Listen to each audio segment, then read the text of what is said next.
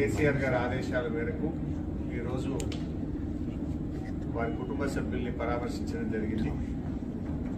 డాక్టర్లతో కూడా మాట్లాడాం. ఆ దేవుడి దయ సంతోషం. అబ్బాయి ఇప్పుడు కొంత కళ్ళు తెరుస్తూ ఉన్నాడు, కొంత కాళ్ళు చేతులు కూడా ఆడిస్తూ ఉన్నాడు.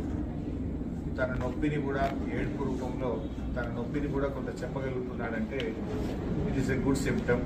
రికవరీ అవుతున్నాడని అనిపిస్తూ ఉంది.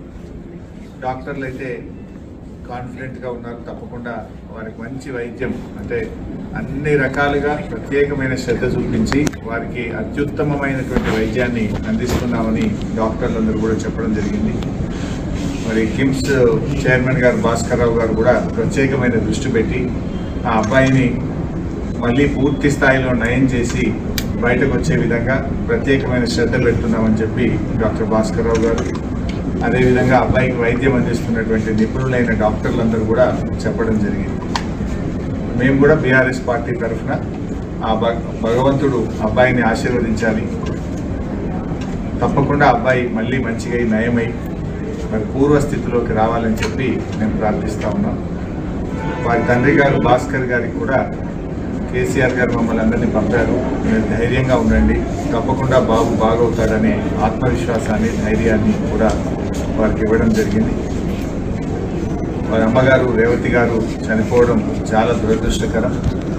మరి జరిగిన సంఘటన చాలా చాలా బామారుని ఎంత గట్టిగా పట్టుకున్నది అనేది మనందరం కూడా టీవీల్లో పత్రికల్లో చూసాం, వీడియోలు కూడా చూసాం. అంటే తల్లి కొడుకుల అనుబంధం ఎంత గట్టిగా ఉందో, తను ప్రాణాన్ని విడుస్తూ కూడా కుమారుడిని ఎంత బలంగా పట్టుకుందో కూడా మనం చూసాం. సో ఏది ఏమైనా ఈ సంఘటన చాలా దురదృష్టకరం. రేవతి గారి మృతికి ప్రగాఢ సానుభూతిని తెలియజేస్తూ శ్రీతేజ్ తొందరగా బాగై నయం కావాలని ఆ భగవంతుని బీఆర్ఎస్ పార్టీ పక్షాన ప్రార్థిస్తుంది. సీఎంతో ఫిల్మ్ ఇండస్ట్రీ మీటింగ్ జరిగింది, సెపరేట్ అయిపోయింది. సరే, ఇది రాజకీయాలు మాట్లాడే సందర్భం కాకపోవచ్చు. అందరికీ తెలుసు ఏం జరుగుతుంది అనేది. రాష్ట్ర ప్రజలు గమనిస్తున్నారు, ఫిల్మ్ ఇండస్ట్రీ వాళ్ళు గమనిస్తున్నారు. ఏం జరిగినా రాష్ట్రానికి మంచి జరగాలి, భయభ్రాంతులతో కాదు, ప్రేమ అభిమానాల మధ్య జరగాలి. ఏదైనా రాష్ట్రం మంచి కోసం ఆలోచించాలి. అందరూ బలవంతంగానో భయభ్రాంతుల మధ్య కాకుండా ప్రేమ అభిమానాలతో మంచితనంతో మంచి జరగాలని కోరుకుంటాం. సరే, ఇప్పుడు ఎందుకంటే మేము వచ్చింది ఆసుపత్రి, ఇక్కడ మేము రాజకీయాలు మాట్లాడడం మాకు అంత కలుస్తారు సరైన సందర్భం కాదు. We only pray the god Sritej బాగా కావాలి, తొందరగా బయటకు రావాలని ప్రార్థిస్తాం. ప్రతిపక్షాలే దీన్ని రాజకీయం చేస్తున్నాయని అధికార పార్టీ ఆరోపిస్తుంది.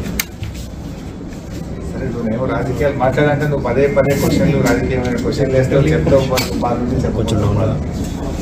ప్రతిపక్షాలు రాజకీయం చేస్తుందా, ప్రభుత్వం రాజకీయం చేస్తుందా అందరికీ తెలుసు కదా. నేను ఒక మాట సింపుల్గా అడుగుతున్నా సార్. 12 రోజుల తర్వాత కదా ముఖ్యమంత్రి స్పందించింది. యాక్సిడెంట్ జరిగిన తర్వాత శ్రీతేజ్ను ప్రభుత్వం ఎందుకు స్పందించలేదు?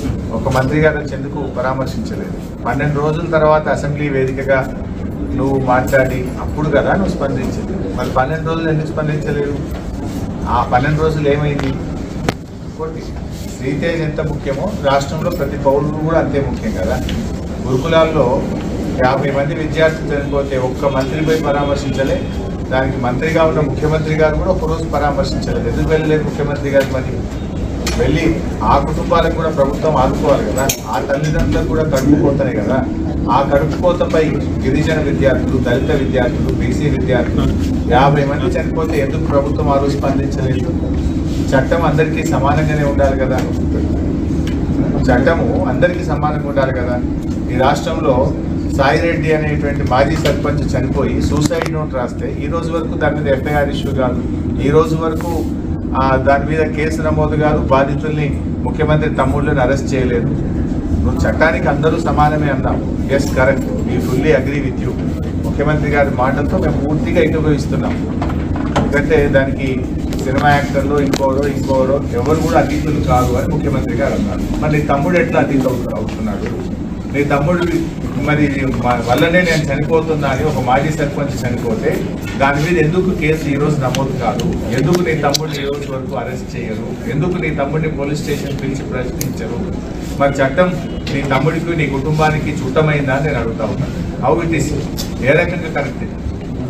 ఇంకా చెప్పాలంటే చాలా విషయాలని మేము మళ్ళీ మాట్లాడతాం, కానీ ఈ సందర్భం కాదు, హాస్పిటల్ దయచేసి మీరు కూడా